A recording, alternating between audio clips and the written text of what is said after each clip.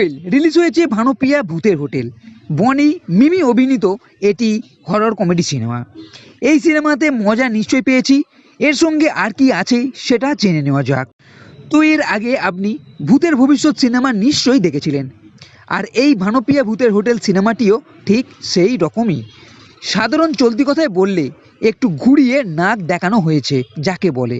ওই সিনেমাতে পুরনো বাড়িটিকে বাঁচানো ছিল, আর এখানে একটি কবরস্থানকে, যার উপর এই হোটেলটি তৈরি।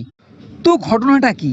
এখানে 6টা ভূত আছে যারা একটি কবরস্থানকে বাঁচাতে চায়।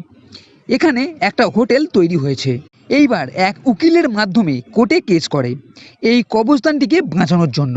এখানে মিমি হলো হোটেল মালিকের পক্ষের উকিল, যে ভূতে বিশ্বাস করে না। ঘটনাচক্রে এই সিনেমার যতগুলো চরিত্র আছে সবাই এই হোটেলে এসে উপস্থিত হয়। শেষ পর্যন্ত কিভাবে এরা হোটেলটিকে বাঁচাবে, কেস জিতবে, সেই হলো সিনেমা। এর সঙ্গে কিছু ছোট ছোট ঘটনা আছে, যার মধ্যে এই যে 6টা ভূত আছে তাদের কিছু কমেডি সিন আছে। এই হোটেলে যারা গেস্ট এসেছে তাদেরকে ভয় দেখানো আছে। এখানে বনি একজন অ্যাক্টর, যে ফার্স্ট্রেটেড হয়ে এই হোটেলে আসে সুসাইড করতে। পুরো সিনেমা 2 ঘন্টার উপরে। এই সিনেমা যে পুরোপুরি খারাপ সে কথা বলবো না, কারণ বেশ কিছু সিন আছে যা বেশ মজাদার। তবে এমন কিছু এখানে সিন আছে যাতে মনে হবে জোর করে হাসানোর জন্য এই সব সিনগুলো তৈরি করা হয়েছে।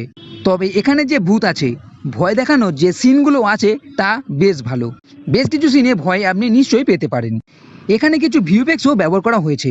এছাড়া শেষের ক্লাইম্যাক্সের দিকে কিছু টুইস্টও রাখা হয়েছে, যা এই সিনেমার জন্য দরকার ছিল, না হলে একতরফা হয়ে যেত। এর সঙ্গে 2-3টে রোমান্টিক গানও আছে। তবে সিনেমাতে বোরিং টাইপ তেমন মনে হয়নি। সিনেমা মোটামুটি ভালোই বলবো, দেখা যেতে পারে। তবে গল্পের দিক থেকে আমার কাছে নতুনত্ব তেমন কিছু মনে হয়নি। তো বন্ধুরা, এই ভিডিওটি যদি ভালো লেগে থাকে তাহলে লাইক করো, কমেন্ট করো, শেয়ার করো, আর এই চ্যানেলটি সাবস্ক্রাইব করতে কখনোই ভুলবে না। এই ভিডিওটি দেখার জন্য ধন্যবাদ।